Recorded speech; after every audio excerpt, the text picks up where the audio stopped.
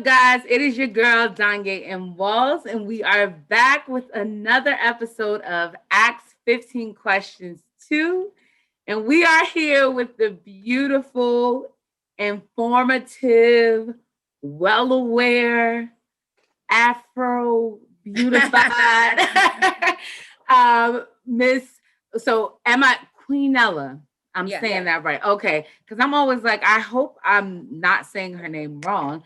So we're here with Queenella today, and this episode is Ask 15 Questions to a Realtor.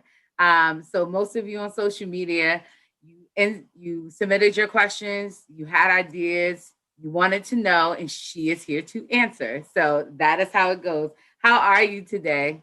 I'm well. Excuse the look. I'm just getting back in from showing home, so I'm a little cold and rough. It is perfectly fine. It is perfectly fine. But thank you again for just coming on here to give us information. So we're gonna jump right in. We are gonna jump right in.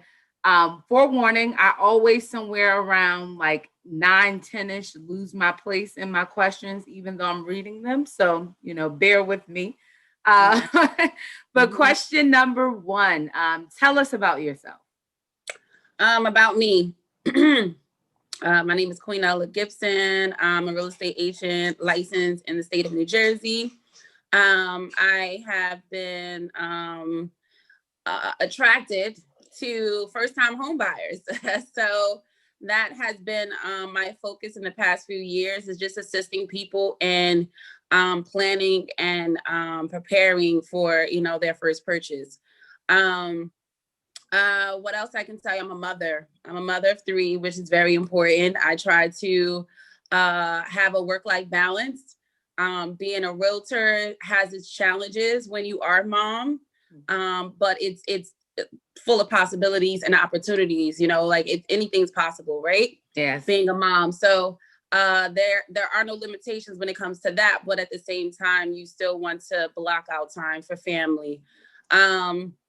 I am also, what else can I say? Born and raised in Newark, New Jersey. Yes. So from the northern state of New Jersey, I know much about Union County, Essex County, Morris County, just to name a few.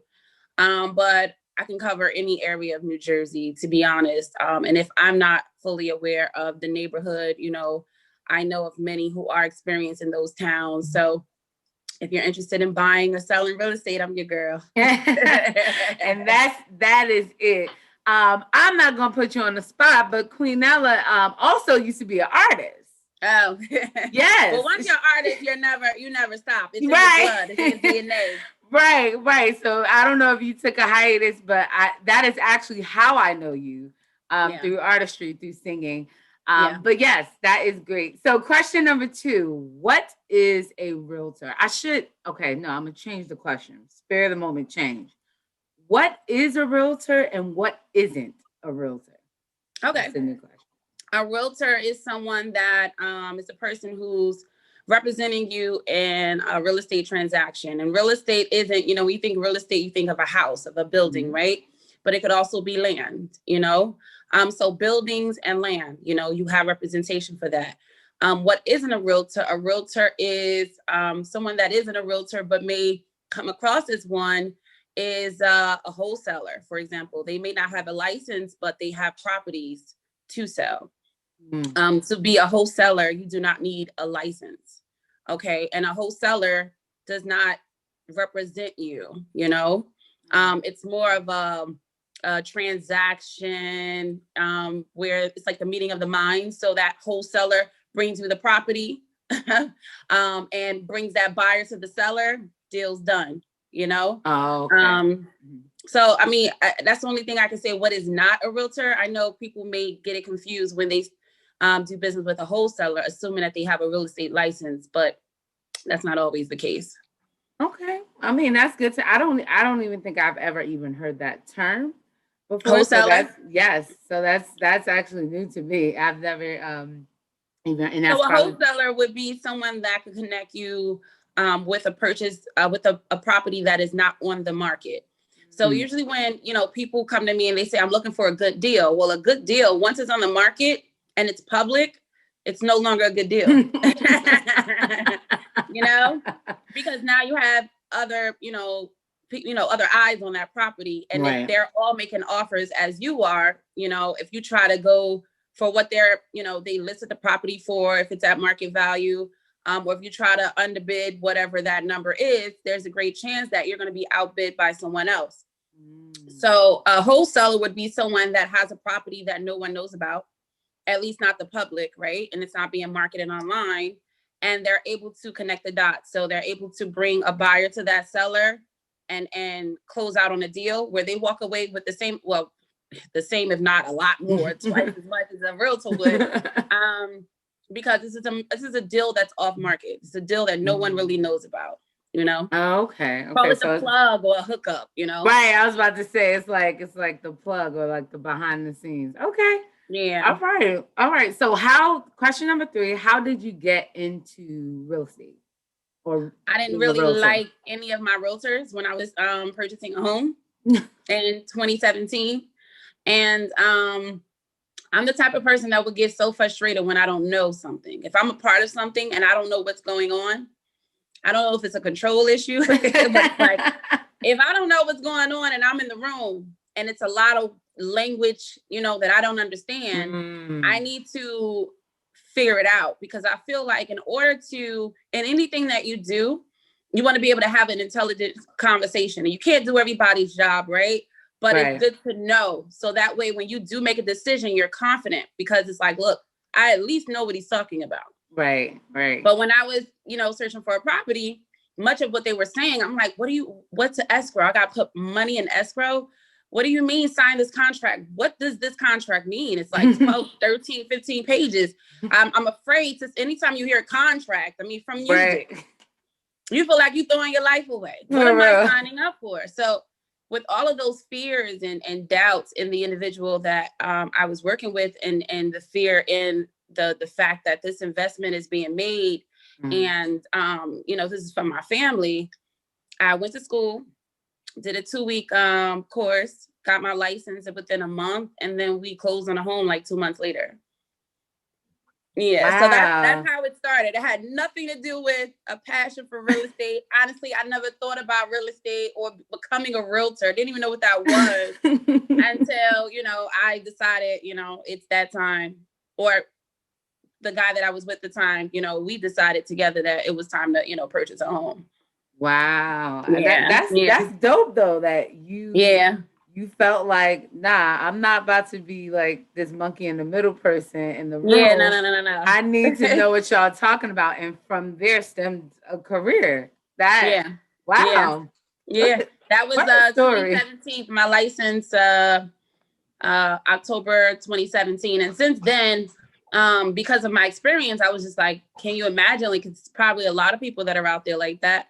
And I've had over 50 deals since then. Wow. Just trying to, because you know what, when you see with any industry, when you find a weakness that you could fulfill, then there's a chance that you could become high in demand, right? That's with anything, with any business. So in my mind, I was like, look, if every realtor that I came across gave this type of service, then I would have a competitive advantage. Because I'm going to actually educate the people. I'm going to actually look at if there's a multifamily investment, I'm going to actually look at numbers and try to determine whether or not, evaluate if it's a good deal for a client that I'm working with, and to hold their hand and to teach them the language. Because like myself, if I didn't understand it, I was overwhelmed, frustrated, and I walked away. Right. You know, and I think a lot of people lose clients in any business is because when you're trying to get that customer, that client to sign up for something or to agree to something, part of the reason why they do not commit is because they do not understand what opportunities are in front of them. They're confused about the language and they do not feel confident.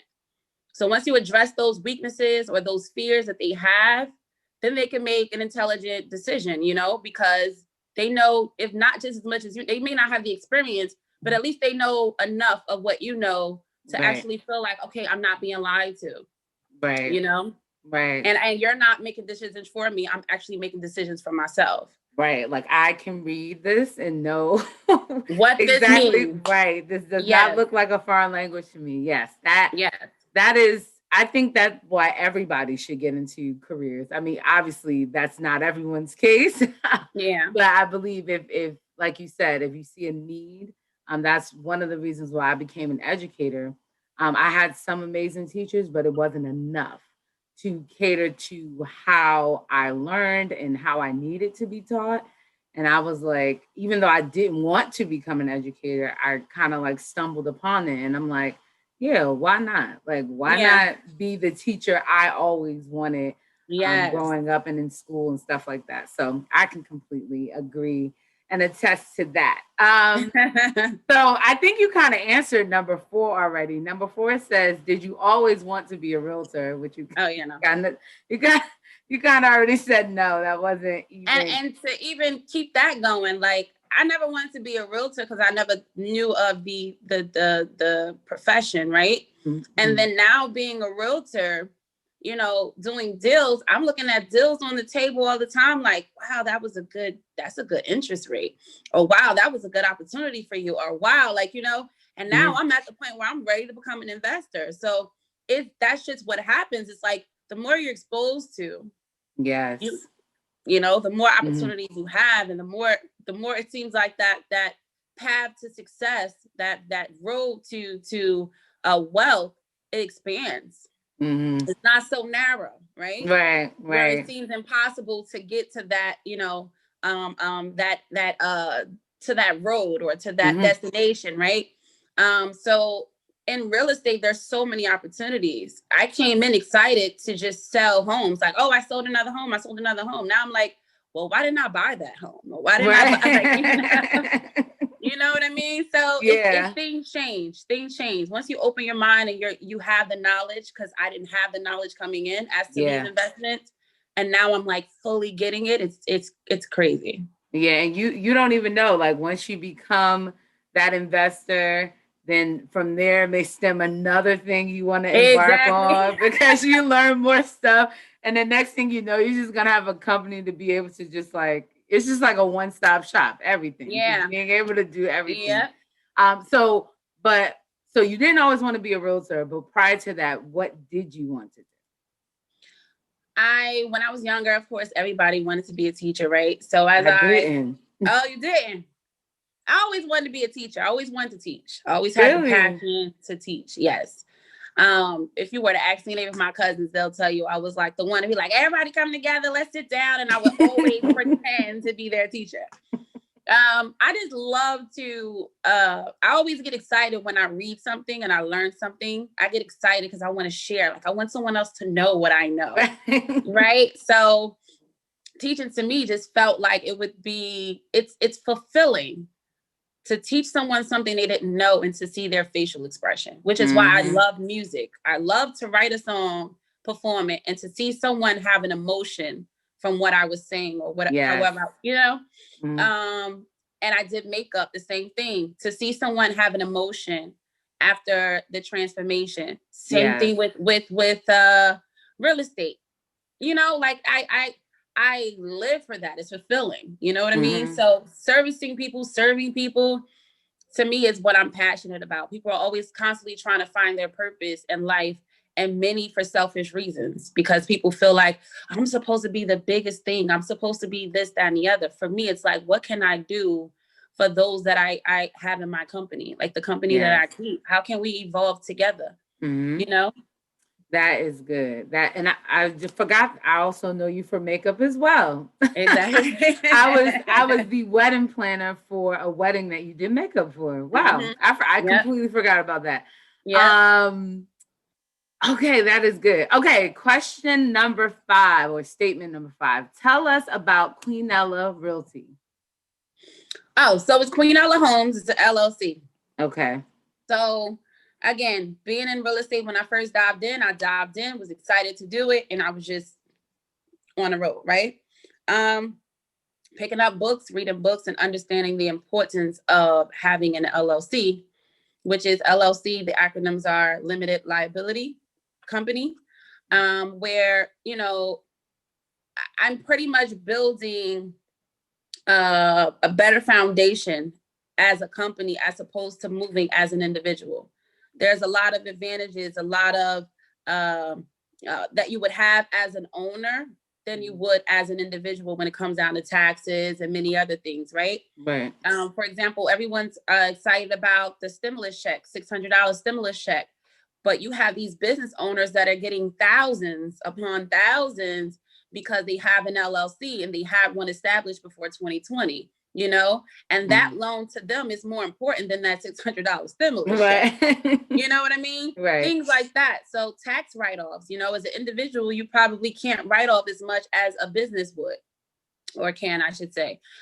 So once I understood that, and I'm still really learning the privilege that I have in that position, and the advantages I have over those who are not moving as a business, the more I feel like this thing could be bigger than what it is, right? Right. So now my focus is to then possibly make investments with that LLC instead of having it in my name, you know, and then there are perks to that. So there's so much, so many opportunities, so many things you can do with an LLC than you can as an individual. And this is why you see many that are, you know, LLCs don't even cost much to register, like a name and a company or whatever. It's nothing. It's nothing. Teachers have LLCs. Yes.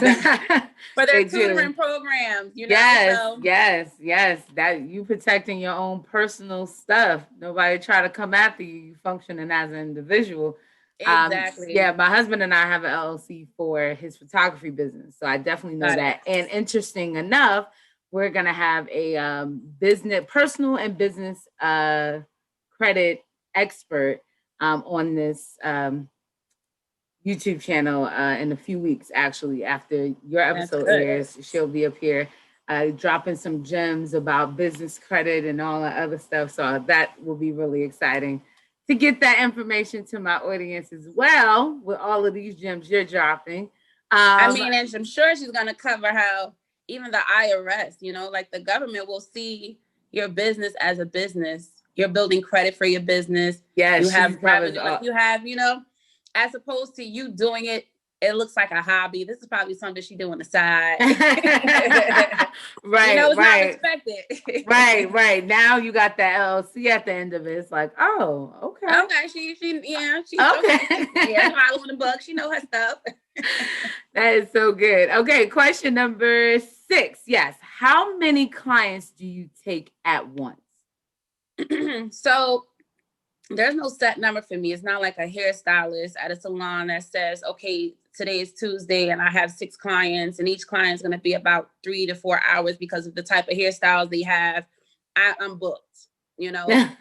Booked and it's busy. Not like that, or like doctor's appointments. You know, you call your doctor and they're like, we're booked for the next 3 months, right? Yeah. It's not like that. So for me, at least for me, this is not how I run mine. For me, it's like each client is different. So if I get a call and they're like, Queen, and not everyone's always ready. Not everybody can see your home every day of the week. Some are like, I can only commit to Sundays. I live in New York and I work a 9 to 5 throughout the week, right? It's really depending on the situation.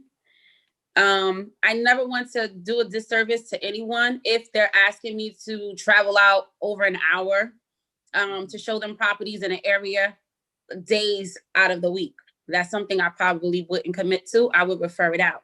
But if it's like, you know, one trip out there this week, I probably can do that. But if it's not like a number of days, that time adds up. Right. You know, the commitment to traveling out there, commuting and gas money. Right. And there's no guarantee that you're going to buy, you know, that house. Right.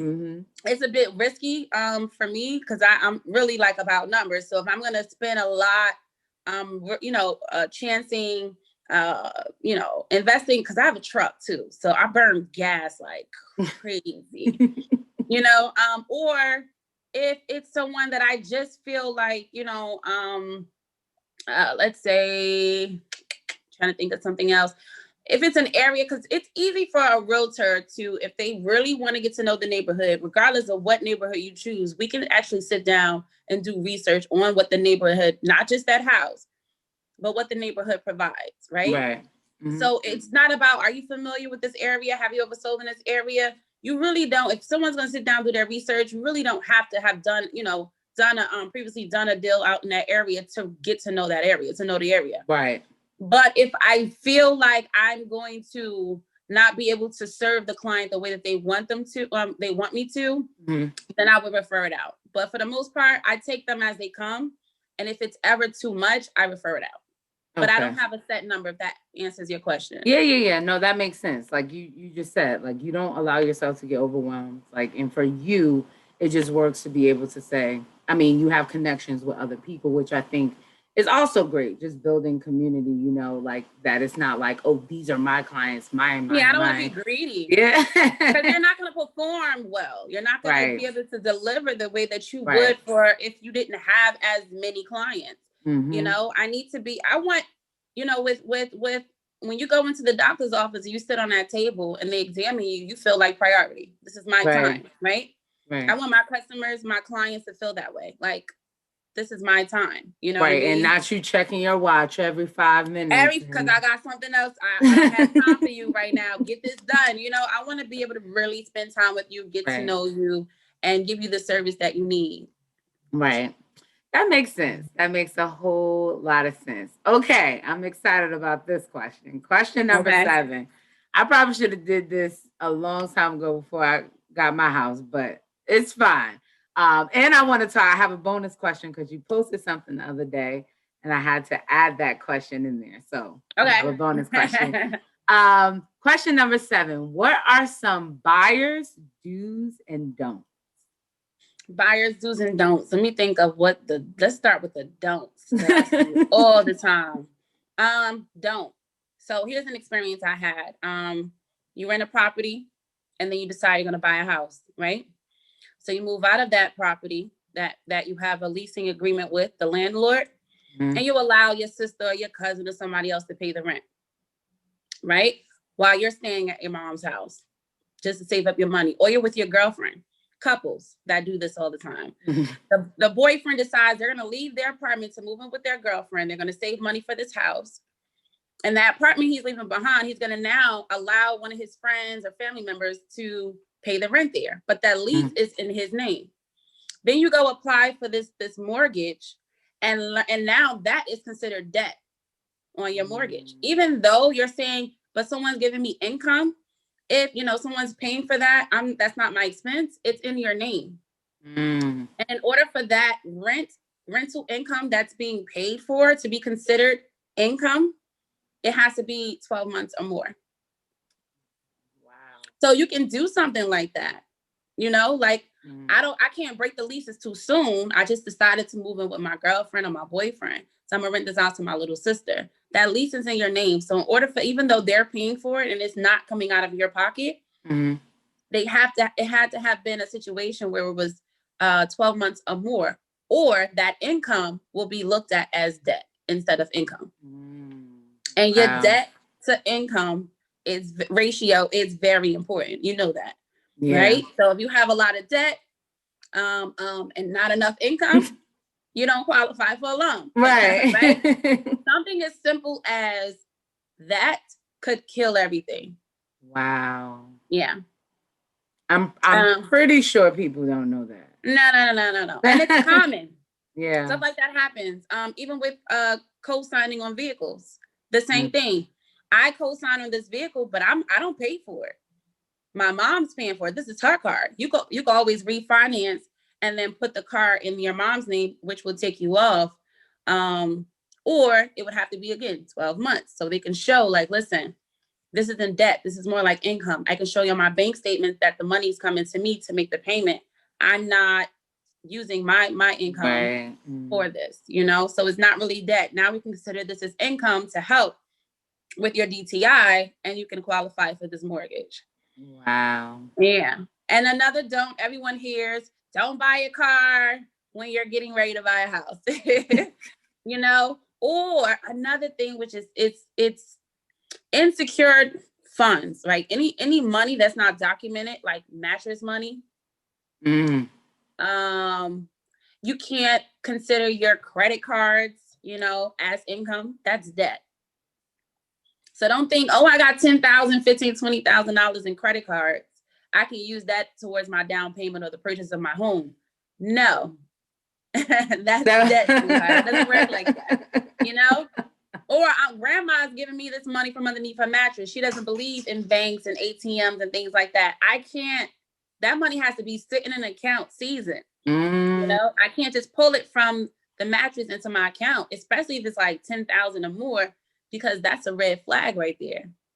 Wow. You know, they're like, is this money laundering going on? Like, you know, so they. Oh man, tell your grandparents put that money in the bank account before you're ready to buy, so they can transfer. Our generation, our grandparents. You know, I don't know if the grandparents today are doing it, but you know, but that's we still have people that they do have mattress money, or they have money that, you know, they just never put in the bank for whatever reasons, because the money isn't documented. Maybe it's something you do on the side, like these makeup artists. The money they receive in cash, you know, things like that. So you want to have that money sitting in your account for at least, I think it's 90 days for it to be considered seasoned. Wow. So I guess that was a kind of mix of do's and don'ts. Yeah. Yeah. So it's like, to the don'ts, here's what you can do. Right. No, that was perfect. Wow. I know that people don't know that, because like you said, like I know people that grandparents are like, you know, they stored up money for them. Yeah. And it's like, okay, when you're ready to buy a house, like I have X amount of dollars for you. And to know, like, hey, grandma, you can't just give me that out the drawer. No. You're going to have me out here mom and pop stores where they don't accept credit cards, cash only. And there's no transaction. There's no record of where this money is coming or going, but it's stored in a safe deposit box somewhere. Right. You know, stuff like that. It's to the don'ts. This is what you do. Just make sure it's seasoned. Put it in the bank. Let it sit for like 90 days. And then they can consider that as, you know, income. Good to know. I hope y'all listening, taking notes, boy. Or not income, but like your assets, like your cash in the year. Mm-hmm. Yeah. Okay, question number 8. What are some terms all buyers should know? So you talked about earlier, you being in the room and not liking that, looking back and forth, like what contract, escrow. I heard about escrow. It wasn't until I experienced escrow that I heard about it. What was your experience? Overwhelming. Overwhelming. To this day, I'm still learning about a lot of the things, but between like my county and my mortgage company, and I'm just like, what is wrong? Yeah. Why people not doing their job? Why people not doing their job? I just need y'all to send this stuff. Like, very overwhelming. So that was the first time I ever heard that. But now I'm like escrow. Like I'm like calling and checking. But so what are some terms that all buyers should know? Well, we can start with escrow. So escrow, you'll hear escrow during the transaction, and even, you know, after the transaction is over and the deal, you know, you close, you'll see escrow in your mortgage statements. All right. Yeah. So escrow is just a money. It's just an account set to the side where monies are held securely, like usually by a non-biased party. So if it's during a transaction and you're going to purchase a home, they said they want to put $10,000 in escrow, right? $10,000 in escrow. That $10,000 can be a portion, if not all, of your down payment towards the mortgage, right? But the reason for you putting it in escrow during the transaction is as a good faith deposit. Saying, look, I'm putting some skin in the game to the seller. I mean business, you know, and I'm putting money in this account to show you that I mean business. If I do anything to breach the contract, you know, where you have rights to then sue or, you know, assume that escrow account, whatever's in the escrow account now belongs to you, you have that right? So, and then there's terms used to protect the buyer, you know, having those monies in that account. To where, like, you know, if something does go wrong, where the buyer can walk away with that money. So that money, you shouldn't fear like, oh, I'm going to lose it.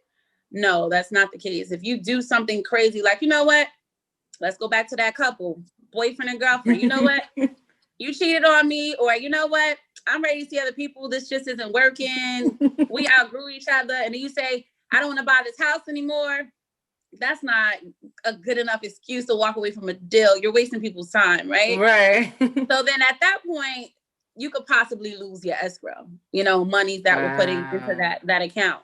And usually that account is being held, the funds are being held by, let's say, the title agent, not the attorneys or the seller or buyer or realtors, but maybe the title agent, right? And then after, let's say, you know, you close on a deal, you see that same word, escrow, comes up again on your mortgage statement. Escrow is usually, when you think about that, the closing costs, which is another term you should know, and I'll get into that after this. Closing costs, which are fees, right? I might as well get into it. Fees that fees that are pretty much calculated by all of the like parties that are involved. The attorney fee, title fee. You think about the loan application, whatever those fees are. They're all in that closing cost, right? And usually your homeowner's insurance for the year is in the closing costs. Yes. Right? Taxes and all. So with that being said, your year is already paid for. But when you start paying your monthly payments, they're still taking payments towards the homeowner's insurance that's already paid for, or even the taxes or whatever the case may be, right? But the payments that they're taking as you're going along, even though it's paid for, that is then put into the escrow. Okay. To cover the next year. Okay. You know? So those we got escrow, closing costs. Yeah. As far as, you know, when it comes down to why your funds are being put in escrow and what it's for, I will always suggest you ask questions. You know, like, as what does this? Yeah. Ask questions. So we said closing costs. We said escrow. Another one would be a pre-approval. All right. There's a difference between being pre-qualified, a pre-approval, and then a mortgage commitment. All right. Pre-qualification says, based on what you say, you sound like you would qualify for this house. A pre-approval is based on what you've given me thus far, the documents and everything, looking at your credit, you seem as though you would be approved for this loan should we proceed. A mortgage commitment is saying, based on what you said, based on what you presented, we've looked through everything, we've checked all your finances, we've dig into everything.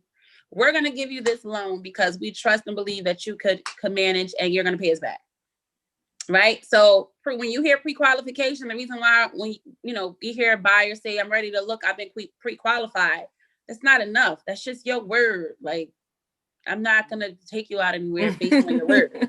You know, if you say I've been pre-approved, I know someone actually took out the time to look at your finances and your credit.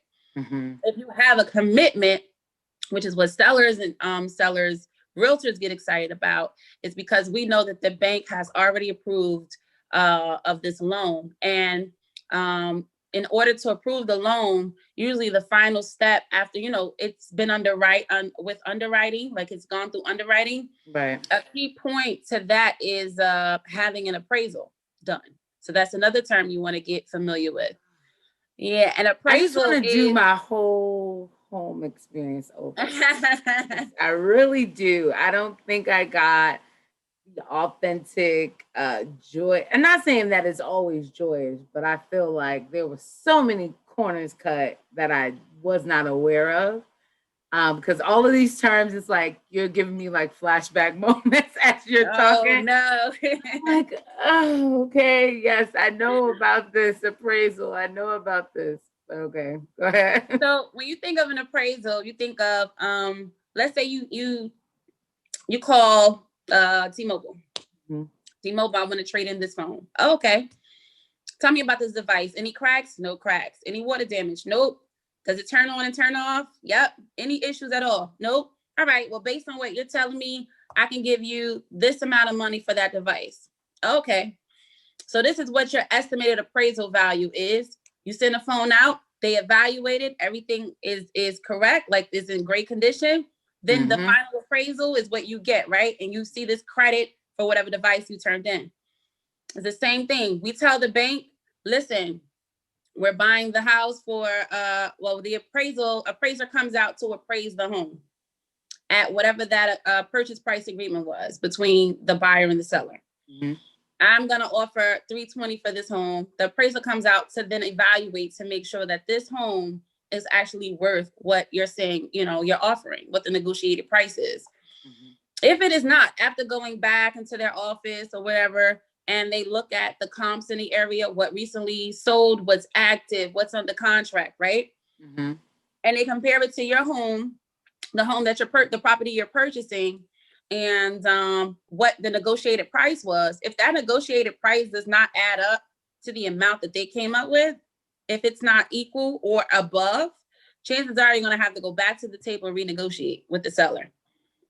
All right. So let's say you offer $300,000 and then the appraiser came out, they assessed the home and they came up with $300,000 as well, being that that's the value of the property, then you're good to go. If they so come what back happens and if say, it's under? If it's like 290, then we need to go back to the table, renegotiate with the seller, stating, listen, I know I offered 300, but it only appraised at 290 and we have proof. Right? So let's renegotiate. All right. If it appraised at 300, you don't have to show that statement. You don't have to show that appraisal report. All right. It's none of the seller's business.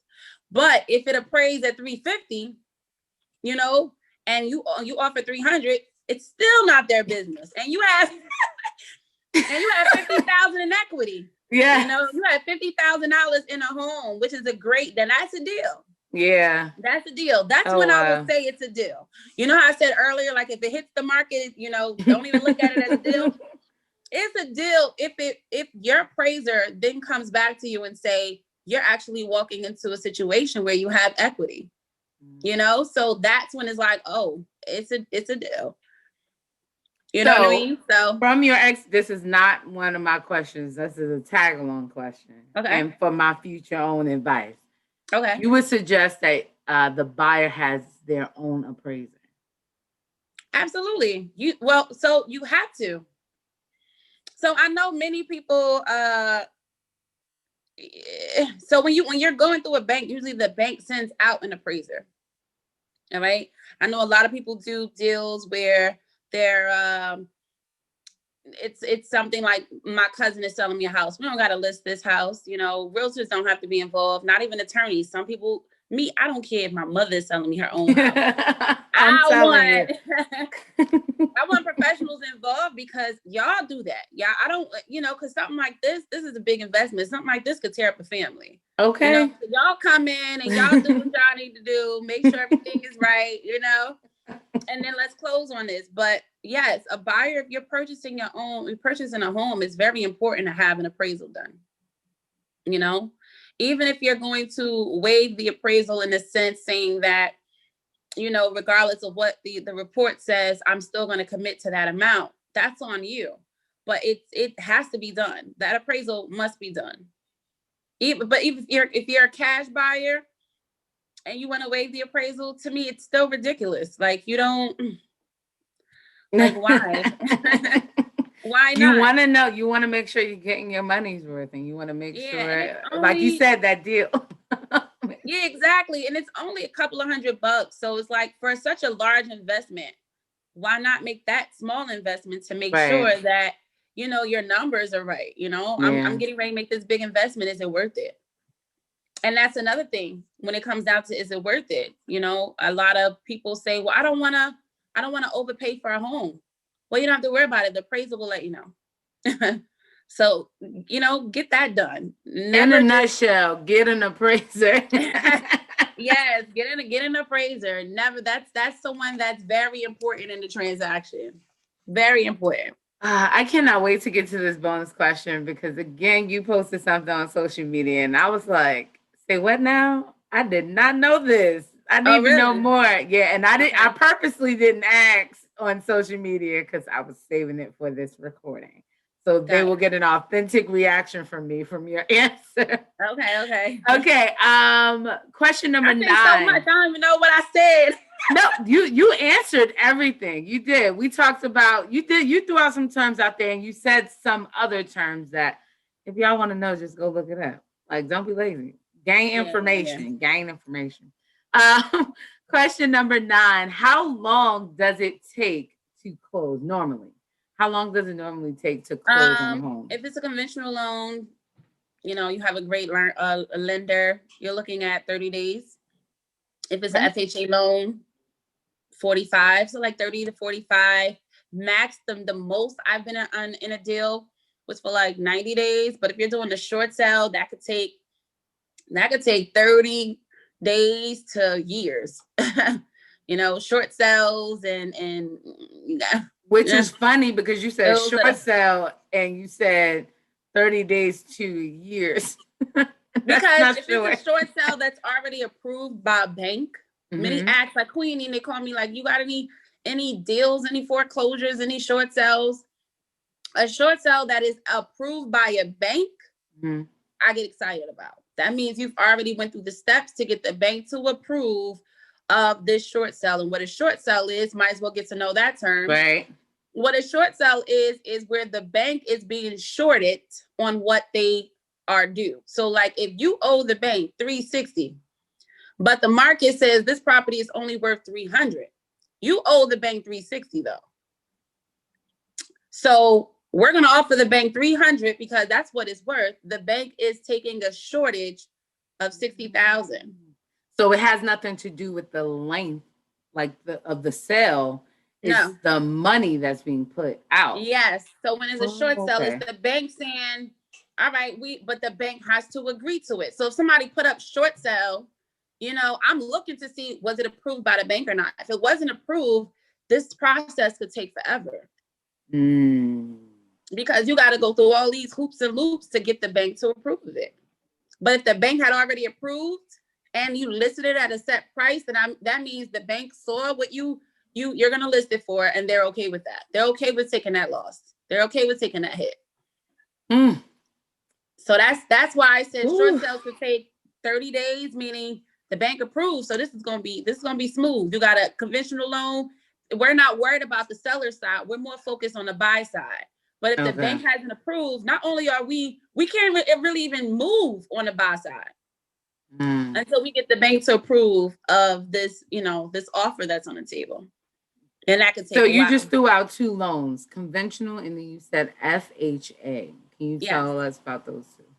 So an FHA loan, everyone thinks the F is what? You guess. What do you think FHA loan? Have you ever heard? Well, financial. So everybody always thinks, when they hear FHA, they think, because it's a first-time home buyer's loan, right? Oh, so they automatically think F is for first-time home buyer, but it's like, no, it's FHA, not FTH, whatever. Right? So it's Federal Housing Administration. Oh, I was right. Yeah, those are the acronyms. Okay. So it's although it's for first-time home buyers, and I don't know if this is the question you have that I posted, because I just recently posted this and a lot of people asked, they was in my DMs about it.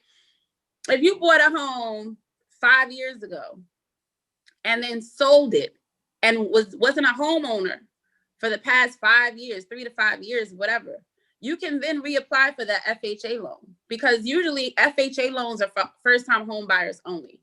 If you have already had a property in your name, where you're in possession of it currently, or were in possession of it in the past 3 years, you're not eligible for that.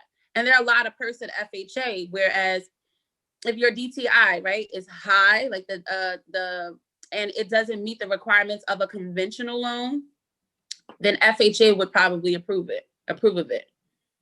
An FHA loan, the minimum you could put down is 3.5% on a mortgage, and the same with the conventional. Well, the conventional is the minimum is 3%, but everybody thinks 20% down. And Zillow, when you go to Zillow, if you have any home you look up, usually Zillow has it already calculated as 20% down. So when you see the mortgage next to how much the purchase price is or how much the listing price is, you automatically think, oh, I can afford this house. No, they calculated 20% as a down payment. Yeah. So you're thinking I'm only paying $500 or $1,000 in a mortgage when really you're not, because you're not putting down 20%.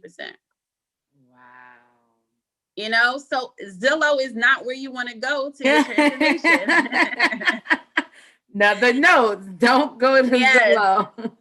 Yes. And down payment is another term. You know, down payment is how much are you going to put down towards your mortgage? Because your mortgage isn't, if you're buying a home at $300,000 and you're putting 10% down, 10% is $30,000, right? Of that mortgage. So, well, am I doing my numbers right? 300, you said 300,000, right? Or the whole house? 10%, yeah. Give me a moment, because I know my numbers. I know. Yeah. I don't know. I was like 3,000. No, that can't be right. That got to be 1%. No. Yes. So 30. That's 30,000. 30,000 would be considered your down payment.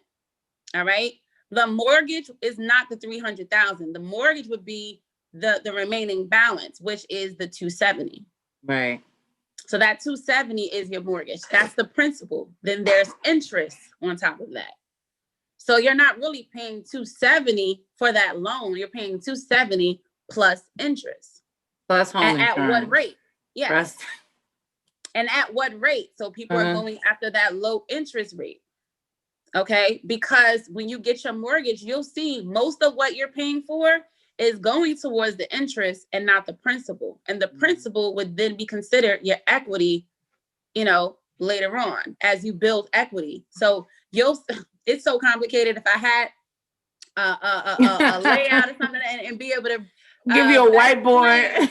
Yeah, right. But it's those are terms you want to look up. You know, if you're going to do some research so that way you can be ready and prepared for that conversation with the lender or realtor, look up principal, look up interest, understand what that mortgage is, and understand that a mortgage is the debt and the deed is important, which is something I posted today. You also want to make sure that the deed is clean, free of liens on that property, you know, and that's where title comes in, but that's a whole nother conversation. But I think I was tremendously blessed in the sense because the home that I did purchase was built from the ground up. So it was brand new property. So, you know, I can't complain on that end. But there were things just, you know, going into it that now learning, watching you on social media, all of that, you know, I'm like, oh, I wish I knew this. Oh, I wish I could do this differently. But yeah, that actually was my question. So it's only if the property, if you sold the property that you own, not like after years of owning it. No, so like, yeah, like if I sold my house and then I wasn't, you know, I was free of ownership. You know, I haven't had a loan in my name for 3 years, you know, 3 years, not even saying 3 years, totally 3 years before the closing date. So let's say it's been 2 years and 11 months and I'm closing in a month. By the time I close, it better be at 3 years, you know? Right. And that's as far as I know. You could channel back, you know, with go back to a lender and ask those same questions. But to my knowledge, based on what I've known, like what I know, what I've seen, yes. You will then qualify for an FHA. I was, you know, my uncle even did it. You know, my uncle had a home years ago and he was able to qualify for apply for FHA and it was given. I wonder if you didn't apply for it and you got your home already, like you just missed it, right? Like yeah, you just missed it. You want to start with FHA. Start out with FHA for those benefits, you know, but everyone has their own design and what I believe in numbers. I'm about numbers, right? So if I lay out what the advantages are and what I'm getting with that conventional comparison to FHA, if conventional makes more sense, I'll go conventional, you know, but if FHA makes more sense, then that's where you go. So never feel like, oh, I messed up. I should have went FHA first. I went conventional, I don't feel like I had a good deal. That's not true. And it's also about rate. So you probably would have gotten a better rate with the conventional than you would have at FHA. Or your buying power, you probably would have, well, buying power, chances are you would have more buying power FHA than you would conventional. But it depends. Yeah.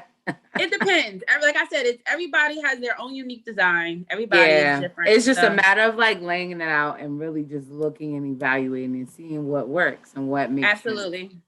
Yeah. Yep. Okay. So you like, I should have just been like 50 minutes with Queenella.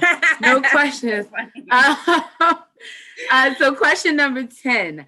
How was the market during 2020? We know that we are only a few days in, but how was the market during that time, during the crazy year of 2020? I thought that the market was going to crash. I thought properties were going to be like foreclosed. I thought a lot of crazy things was going to happen at the start of the pandemic. Surprisingly, the market is strong, and, you look at the stocks, it's the same, and not just the pandemic. You got to think about what we went through last year, not just the pandemic, but the rioting and all of the other stuff that was happening. It's just so many events that occurred that you would think would have a huge impact on the real estate market, right. And the stocks as well in a negative way, but it hasn't, so it's been pretty solid, pretty strong.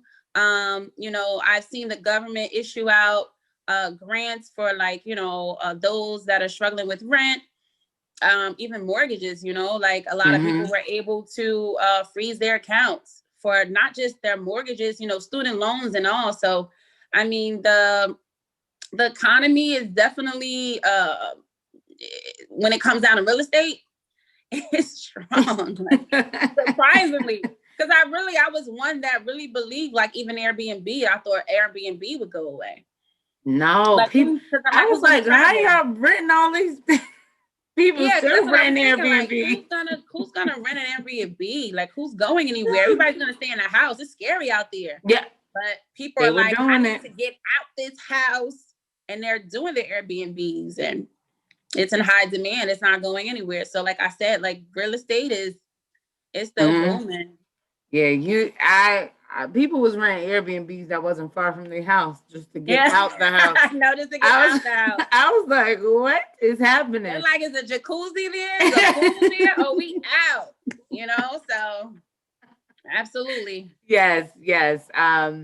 But yeah, I did see a lot of things that ended up happening in 2020. Just to like landlords, like thankfully for the grants that eventually came out to help, landlords, but like them not being able to evict people for non-payment and like all this other stuff. I was like, well, people need to be thanking Jesus, because people would have been out here on these streets. Okay. But for that landlord that has an LLC, he would be, probably eligible for that grant. You know what I mean? So those loans. So, I mean, that's why it's important to have an LLC. And to not just have it in your own name, especially something like that. That's an investment. Even if you're living on the property, living in the property, form an LLC so you can get those same benefits. You know what I mean? Yes. Okay. Question number 11. What are some common misconceptions about buying property? About buying property. So here's another term you should hear, understand, and know is seller concessions. Seller concession. A seller concession is where, the seller pretty much pays a portion, or if not all, of your closing costs, right? Those fees that you get from the attorney and all of that. So let's say your closing costs are $10,000, right? You're going to purchase, or you project it to be $10,000. So if the house is $300,000, you're going to offer them $300,000 or $310,000. And then you say, but I want a $10,000 seller concession, meaning the bank is going to release $310,000 if it appraises. If it appraises, the bank will release $310,000. That $10,000, the seller is going to give back. That's the seller's concession. He's going to give it back to you. That $10,000, you'll then cover your closing costs. So that way you don't have to come out of pocket for those expenses. All right. I did do that. Yeah. That I know. Yes. So that's a seller's concession. Now, with that seller's concession, a lot of buyers go into believing, oh, well, the seller said he's going to pay my closing costs, right? Mm-hmm. Then the appraiser comes out and says the home isn't worth 310, it's only 300. So you think you're going to go back to you're going to go back to the table with the seller and say, well, listen, it only appraised for 300, so we're going to take the 10,000 off the 300. I want, you get 290 and I get 10. The seller can deny that. The seller can say, listen, we agreed to 310 where you get 10,000 seller concession, not 10,000 seller concession, period, off of any number. No, 310,000 minus 10,000 seller concession. So meaning a lot of buyers, that seller's concessions are not guaranteed. So if you're going to be in the market banking on seller's concession, especially in this market today, where they're not even like giving that, mm-hmm. It's so competitive that you have to pay for a home more than what it's listed for, hoping that it appraises, and then you think that the seller is going to accept a seller concession on top of that when someone else could be offering, let's say 10,000 over asking, but they don't want a seller's concession. The seller is going to net more than with that person that doesn't want a seller concession than they will with someone that does. Mm. So don't bank on seller's concessions. Come there with your own funds, or look into programs or down payment assistance programs that, you be eligible for to get the assistance you need, or get a gift from grandma, Yeah. But you cannot bank on seller's concessions. That's an issue that I have today with many buyers. Like, well, because if they're about that. Yeah, because they're like, oh, my aunt got it, or my mother got it, or my brother got it. It's like, yeah, it's a different day and age. And even when they got it, it wasn't a guarantee. That was a blessing, Right. Things went through. It's not a guarantee. They filed them taxes beforehand. Okay, you heard it. Don't bank on that, especially now. Yeah. Come with your own moolah. Come with your own money. Okay, question number 12. We're almost done. Question number 12. Okay. Have you ever noticed any common issues with African Americans buying property? Buying property, I would say no. Me personally, I've read articles where it has occurred in some areas, okay. But I've never experienced bringing a woman or a man of color to the table where the seller was resistant, where they were like, okay. I'm not going to honor this because you're colored, like, no, I've never experienced that, but I have seen it. I've read articles where, you think about the appraisals, because it's a Black family or it's in a Black community, the home may not appraise as much as it would if that same home was in a different city, or, that's pretty common. You look at the demographics, and this is how a lot of investors invest. They look at the demographics. They look at the income that's coming in that city. Right. If it's an opportunity to invest and open up a Starbucks or open up a whatever, whenever you see a particular type of restaurant or store, whatever, like whether it's big or small, trust and believe they looked at the demographics and they know these are the type of people that buy whatever. So in our communities, the ones that you and I have probably grown up in, you're going to find a lot of fast food restaurants. You're going to find liquor stores. You're going to find things like that, right? Yep. And you probably won't find as many of that in other places. So right. This is not like more so of experience, something that I've seen or heard someone say, oh, I'm not going to invest in this particular town because it's African American. This is more so just me observing, just looking at the statistics and looking at numbers and, like I said, demographics and stuff like that. It's just like the irony how a particular house could be worth so much here. For example, be worth so much in in Maplewood. Mm-hmm. But when you look at Upper Irvington, which is right at the border, it changes soon you cross that line. you know? So that's just an observation. Yeah, right. Just from your experience. Wow. Yeah. Wow. Yeah. Now, as far as like more issues, like have you noticed,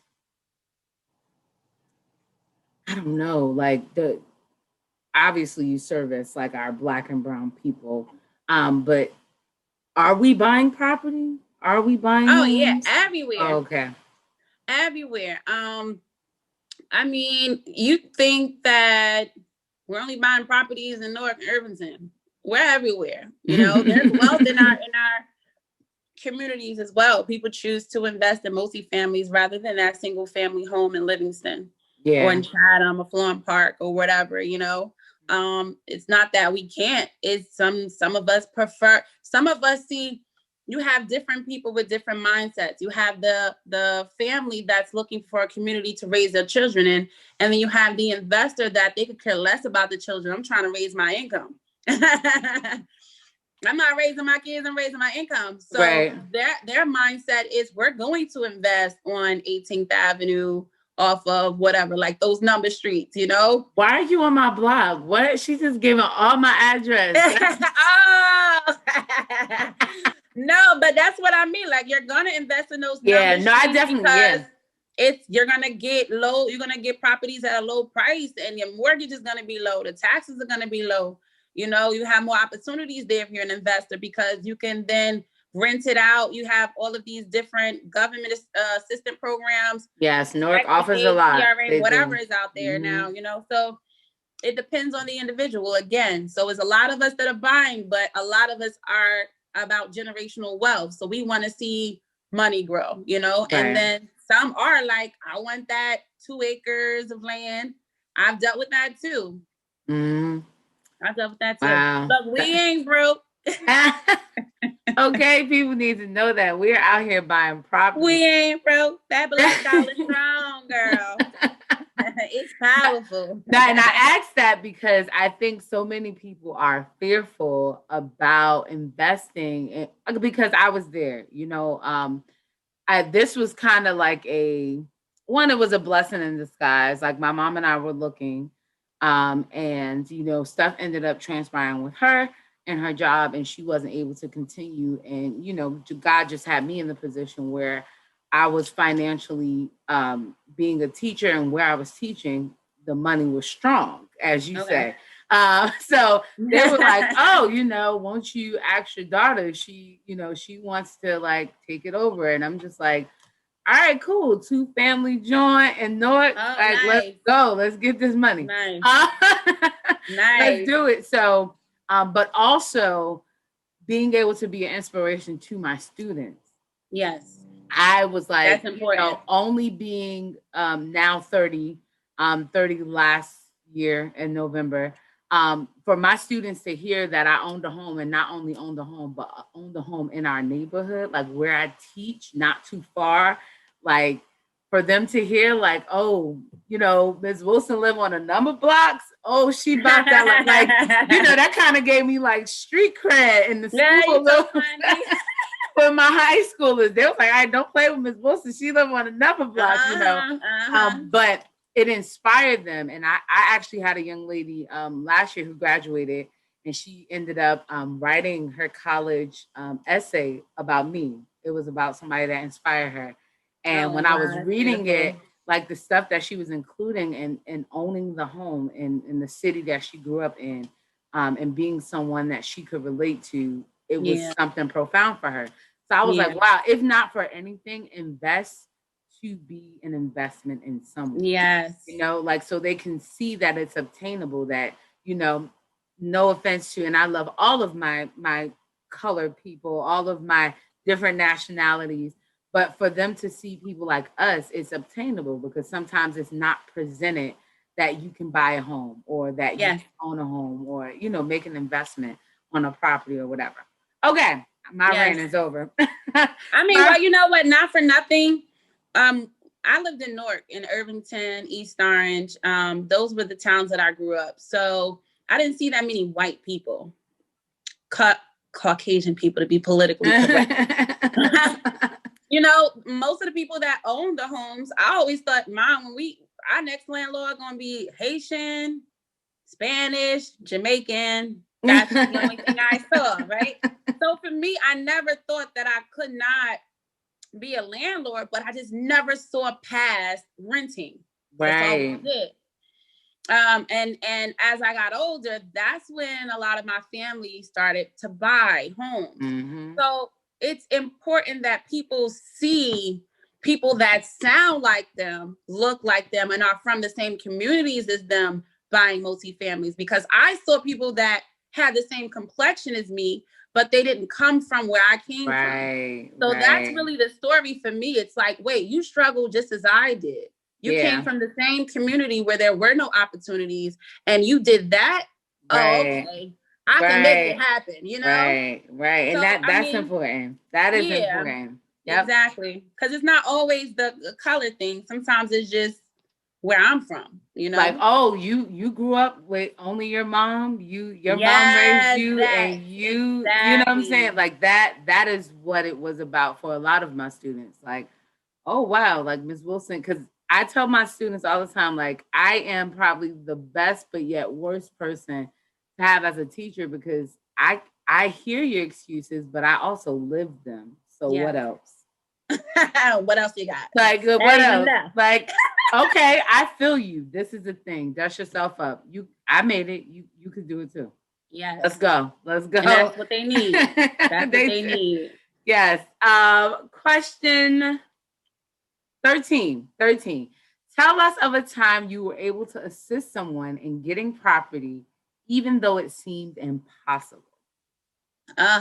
I always talk about this one client in 2019 when the guidelines for this mortgage that she was applying for changed in the middle of the transaction.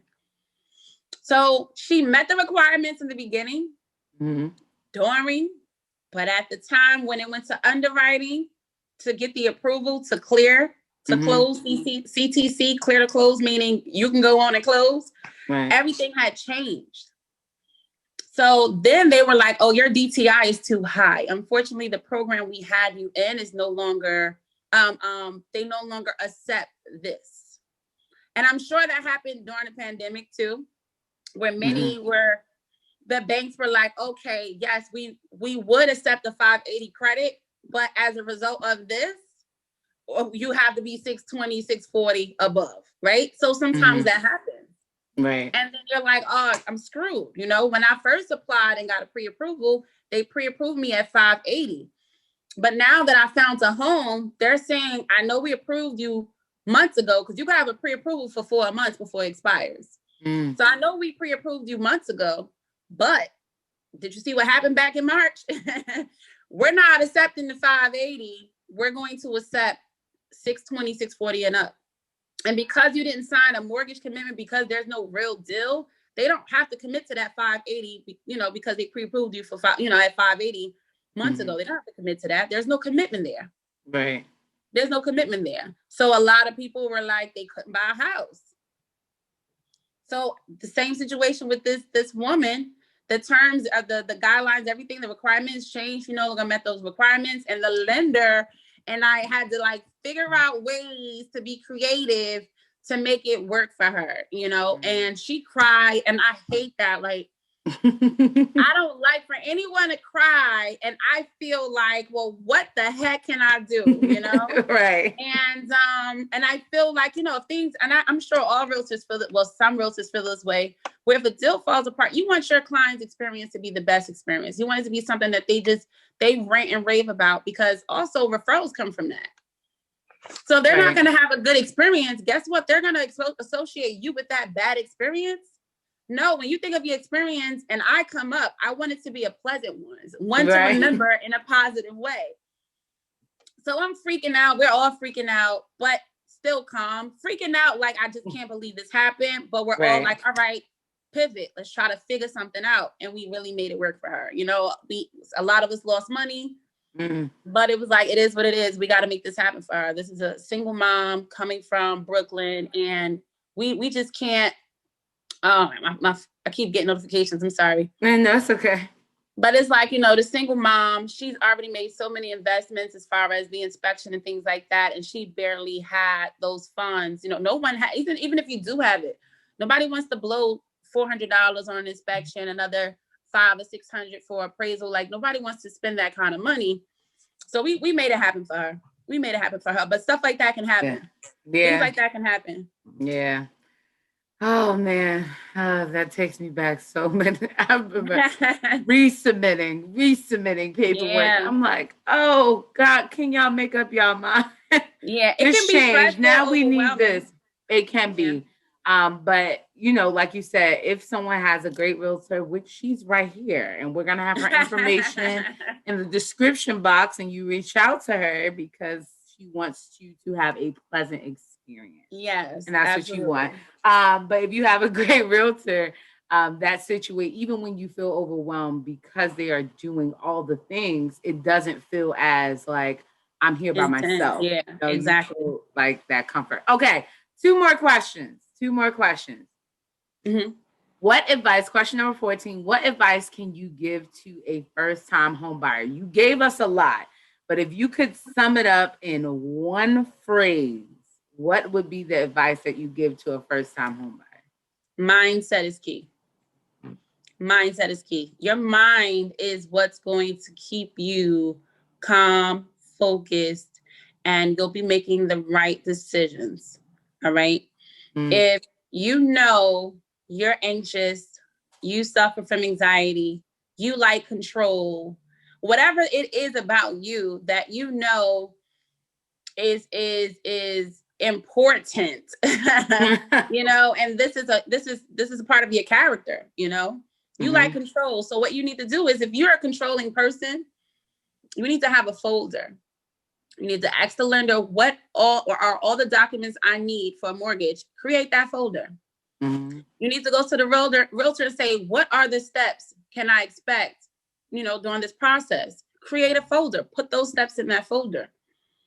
If the attorney is saying, well, this is what you can expect from me, put that in the folder.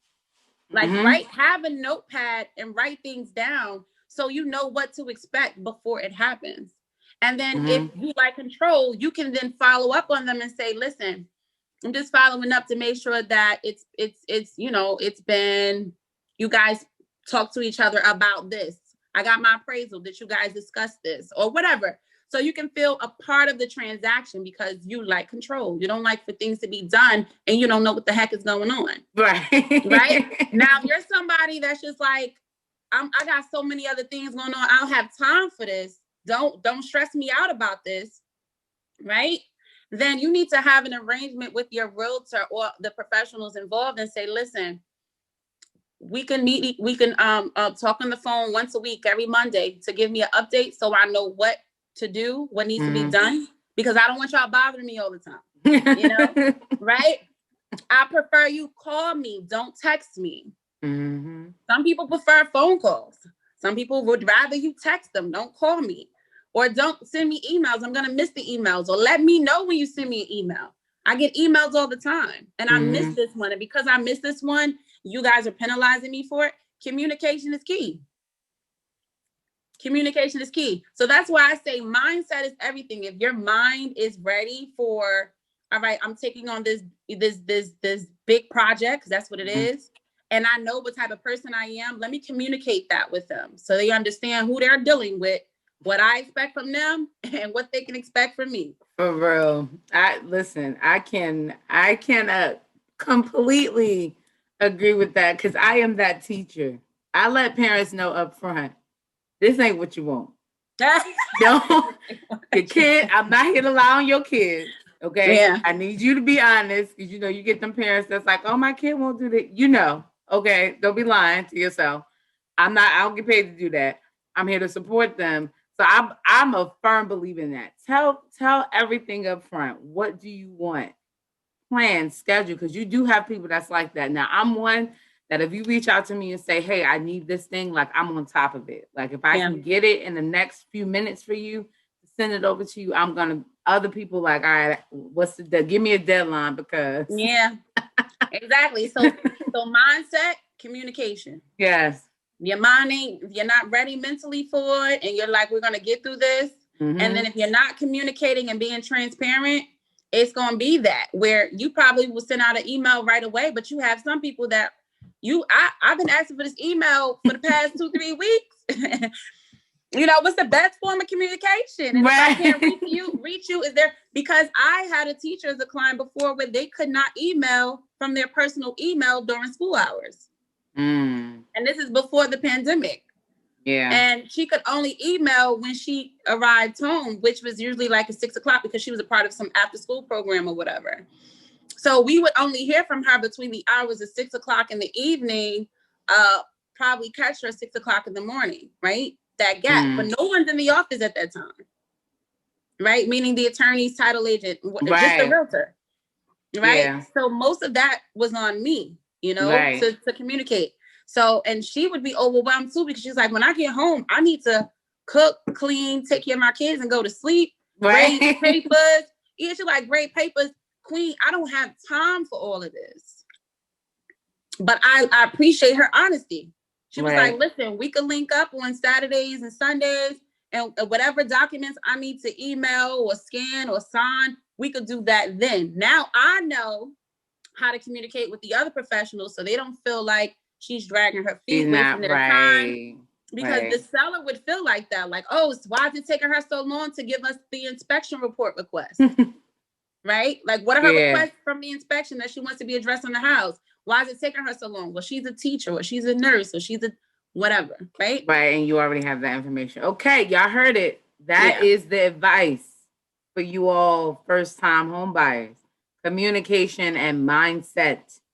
Get your life, okay? Get your life. They don't got time for it, okay? All right, our final question is, what advice can you give to someone who wants to become a realtor? It's not fast money. It's not what you think. Don't think you're just gonna jump in the real estate world and be selling houses left and right just because I think even when I first started, I thought that, those opportunities came from the office. If I'm joining Keller Williams, Co-op Banker, Weichert, or whomever, I'm thinking that you're going to feed me leads. You're going to give me business. No, you have to go get the business yourself. And you can't come in here winging it. Like I did for the first few months, to be honest, because, I didn't have much many people in my circle that were buying homes, right? But what I did to have leverage or competitive advantage over the others, I used my personality, being bubbly and extra friendly. And I was very attentive to people. So whatever it is you need and wanted, I gave you just that, and then too, it was more like knowledge. I didn't have the experience, but I could tell you all you needed to know based on what you're saying. Let me tell you how this could play out.